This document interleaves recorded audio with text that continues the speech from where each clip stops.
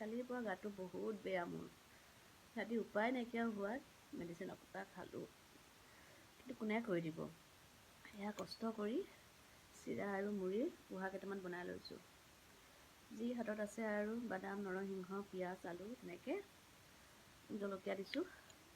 কিন্তু এতিয়া কি হৈছে জানে, কিন্তু হ'লে কি হ'ব, খাবলৈ অকণমানো মন যোৱা নাই। ব্ৰেড অমলেট লৈছিলোঁ, সেয়াও থৈ দিলোঁ, সেয়াও নোৱাৰিলোঁ খাবলৈ। এইফালে এতিয়া পোহা কেইটামান লৈছোঁ, সৰুকৈ বাতিয়ে লৈছোঁ। ভোক লাগিছে, কালি ৰাতি ভাতো নাখালোঁ যে, পেটত প্ৰচণ্ড ভোক আছে, কিন্তু নোৱাৰিছোঁ খাবলৈ।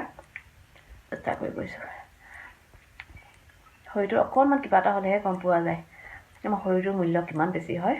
আৰু ঘৰৰ কাম কৰা যিটো মহিলা কোৱা হয় উমেন, লেডিজগৰাকীক, লেডিজক মানুহে ইমান বেছি ইনচাল্ট কৰে নহয়, কিন্তু ঘৰত যেতিয়া লেডিজগৰাকী মানে যিয়ে কাম কৰে আৰু সেইগৰাকীয়ে যদি কাম অসুস্থ হৈ যায়, গোটেই ঘৰৰ কাম মানে ইফাল সিফাল হৈ যায়। কোনেও তেতিয়া বুজি নাপায়, কোনেও বুজি